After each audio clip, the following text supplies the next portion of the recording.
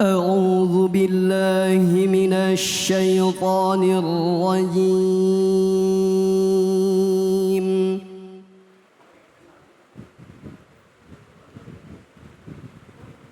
بسم الله الرحمن الرحيم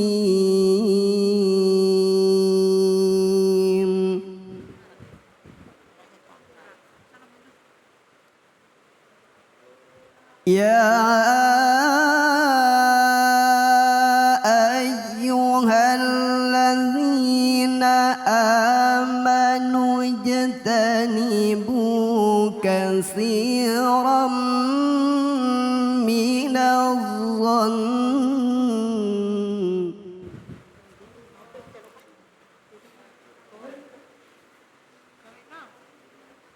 اجتنبوا كثيرا من الظن إن بعض الظن إثم ولا تجسسوا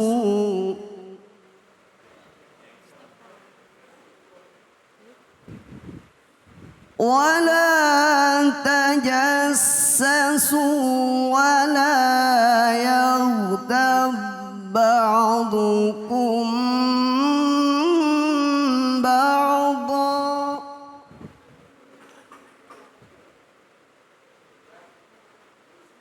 أيحب أحدكم أن يأكل لحم أخيه ميتا فكرهتموه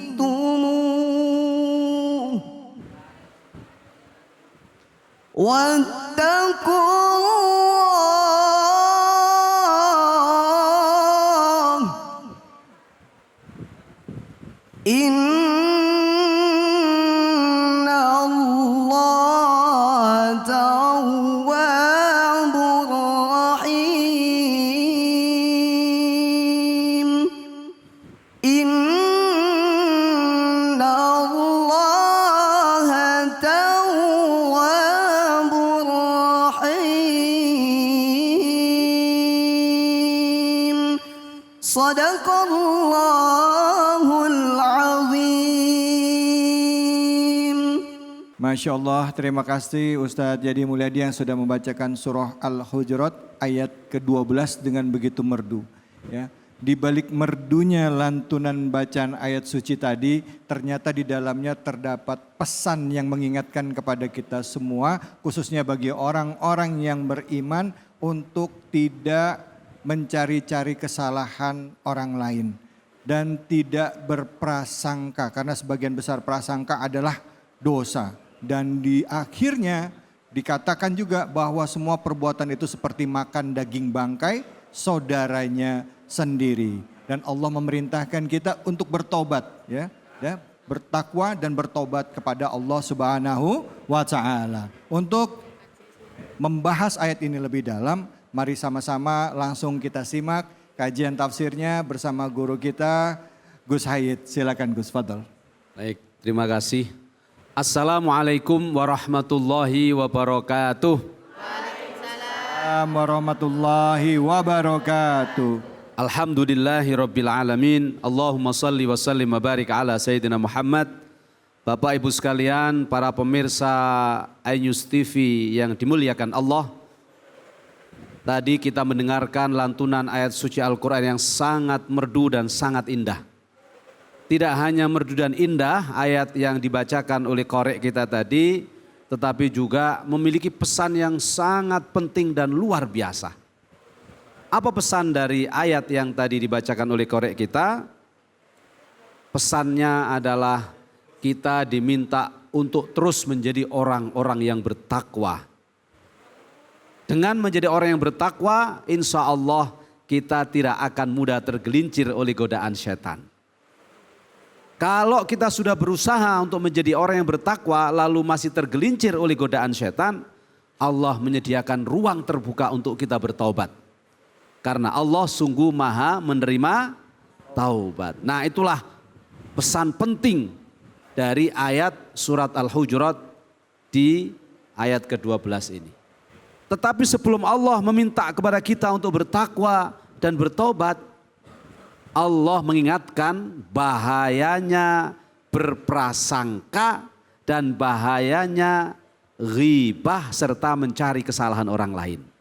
Nah, Bapak Ibu sekalian, ghibah, mencari kesalahan orang lain dan berprasangka itu sudah diatur begitu detail oleh Allah dalam Al-Quran dan hadisnya Rasulullah Sallallahu Alaihi Wasallam. Kita sebagai orang yang beriman diminta untuk menjauhi itu. Tidak boleh berdekat-dekat apalagi bermain-main dengan berprasangka, ghibah dan mencari kesalahan orang lain.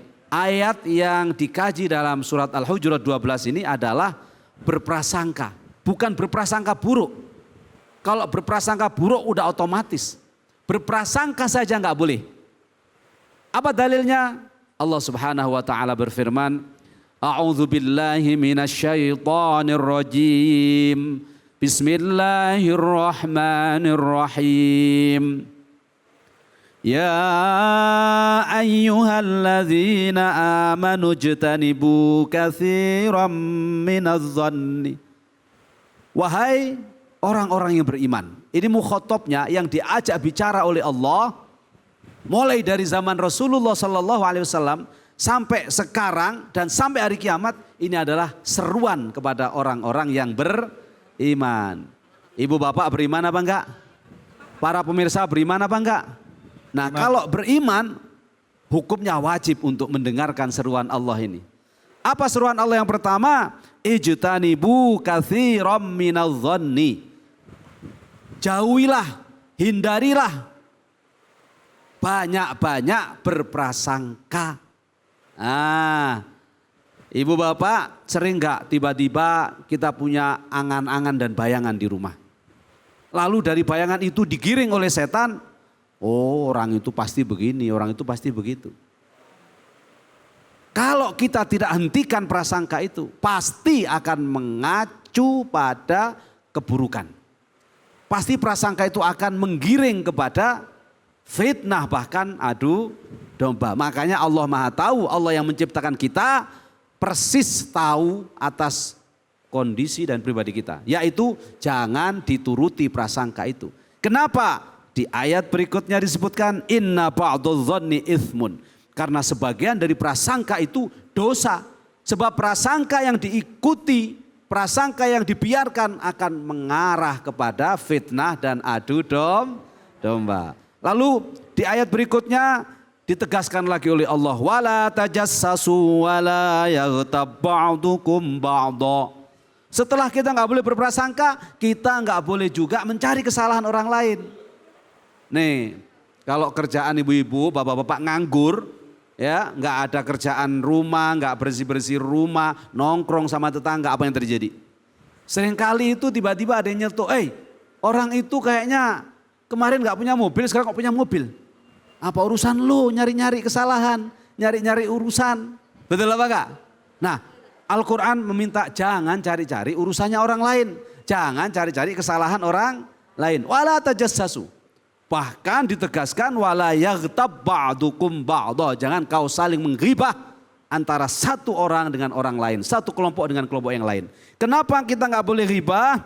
Allah menggambarkan ayuhibbu ahadukum ayyakula lahma akhihi maitan fakarihtumu. Kalau kamu mau ghibah, apakah kamu mau di antara kalian ini memakan daging dari saudaramu yang sudah jadi bangkai? Pasti kalian gak mau kan? Kata Allah. Saya menerjemahkan ayat ini. Jadi orang yang mau ghibah tolong diingat satu ancaman dari Allah. Hai kalian yang mau ghibah, mau gak kalian dikasih bangkainya orang lain yang sudah bau untuk kamu makan? Mau gak Bu? Pasti gak mau. Dikasih bangkai ayam saja, tiren, udah tahu mati kemarin dikasih. Yang mentah maupun sudah mateng, dibuang apa enggak?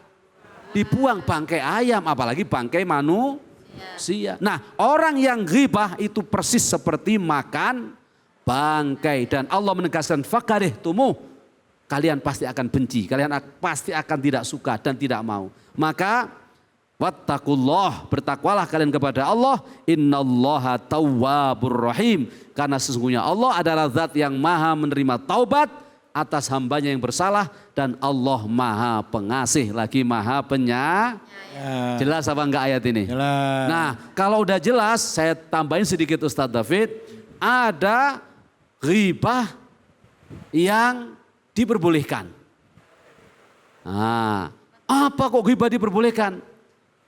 Ghibah yang diperbolehkan itu bukan ghibah seperti yang kita pahamin oleh kebanyakan orang, yaitu membicarakan aib orang lain, tapi kritik yang kita arahkan untuk perbaikan. Nah, kalau kita bicara sesama masyarakat, membicarakan aibnya orang lain, kita nggak punya hak. Karena apa? Karena tidak punya mandat. Tetapi kalau ada masyarakat, ada rakyat, kok tahu ada kesalahan pemimpinnya, lalu dibicarakan, didiskusikan untuk dicari solusinya, itu bisa, itu boleh. Tetapi nggak sembarangan masyarakat. Harus orang yang ngerti betul dan di ruang tertutup, tidak di ruang terbuka. Karena pokoknya kalau membicarakan aib orang lain nggak boleh, membicarakan aib orang lain haram. Nanti yang jadi pemimpin kalau salah siapa yang ngingetin? Ya. Jelas apa jelas? Jelas. Nah, yang kedua terkait dengan prasangka, hadisnya Rasulullah SAW juga menegaskan, jauhilah prasangka, iyyakum wadzan, fa inna dzanna akdzabal hadits. Prasangka itu harus kita jauhi sejauh-jauhnya, karena prasangka itu adalah akdzabal hadits. Prasangka itu adalah omongan yang paling dusta. Lalu prasangka apa yang boleh? Prasangka yang boleh, yang masih diperkenankan adalah prasangka yang baik. Jadi yang nggak boleh itu prasangka yang buruk. Kalau prasangka yang baik itu boleh, maka berbanyak-banyaklah prasangka yang baik kepada orang lain. Lebih-lebih berprasangka baiklah kepada Allah Subhanahu wa Ta'ala. Kira-kira itulah singkatnya isi dari ayat surat Al-Hujurat 12 ini. Semoga bermanfaat dan bisa kita amalkan, serta bisa kita jaga diri kita dari perilaku yang diharamkan oleh Allah, yaitu berprasangka buruk, kemudian mencari kesalahan orang lain, dan ghibah. Amin. Allahumma Amin. amin. Terima kasih banyak Gus Said. Silakan Ibu, ada yang mau bertanya? Wah, semuanya. Silakan. Ya. Langsung Ibu. Assalamualaikum warahmatullahi wabarakatuh. Waalaikumsalam warahmatullahi wabarakatuh. Perkenalkan, nama saya Ibu Sri dari Majelis Taklim Al-Hikmah Cibitung, Bekasi. Mau tanya Ustadz, kalau gibah kan membicarakan keburukan orang lain, bagaimana kalau suudon sama orang lain, namun suudon kita dalam hati Ustadz, apakah puasa kita juga batal? Terima kasih. Assalamualaikum warahmatullahi wabarakatuh. Waalaikumsalam warahmatullahi wabarakatuh. Suudonnya dalam hati Ustadz. Kira-kira menurut Ustadz David gimana suudon dalam hati? Kira-kira. Kalau suudon dalam mulut kan mungkin. Iya, zon itu kan zon, prasangka. Ya kan? Prasangka buruk kan bisa jadi dalam hati. Ngegerunkan aja terus ngelihat, kalau dari prasangka buruk dalam hati itu mau ketemu orangnya udah gak enak. Nah itulah. Iya kan, udah gak tenang ya kan. Makanya gimana ya kira-kira suudon dalam hati itu ya. Iya. Udah gelisah aja ngeliat orangnya, wah ini orang pasti mau ngambil nih, padahal belum tentu misalnya gitu. Betul. Nah gimana Ustadz tuh? Ya, suudzon dalam hati. Suudzon itu dari kata bahasa Arab suun itu buruk, zon itu prasangka. Berarti suudzon adalah prasangka yang buruk. Prasangka itu diomongin apa enggak? Dipikirin apa enggak? Dipikirin. Diomongin apa enggak? Belum tentu. Enggak. Karena kalau ngomong jadinya fitnah, jadinya ghibah, jadinya adu domba. Kalau di sini ada adu domba enggak? Adu ayam ada enggak di sini? Kalau adu domba kan enggak paham orang kadang ya. Nah, Bapak Ibu sekalian, para pemirsa iNews yang dimuliakan Allah, prasangka itu memang dalam pikiran dan hati. Makanya kita diminta menjaga diri dari prasangka ini. Karena apa? Karena pikiran kita seringkali mudah ditumpangi setan. Oleh karena itu tadi saya katakan jauhilah berprasangka. Kalaupun harus berprasangka, berprasangkalah yang baik. Itu yang ngomong siapa? Rasulullah. Rasulullah bersabda dalam hadisnya Rasulullah, ya dalam hadis beliau, wa ayyadhunna bihi illa khairah. Kalau kamu nggak bisa untuk menahan prasangkamu, prasangkalah yang baik. Nah kalau prasangka baik, enak nggak ketemu teman? Iya.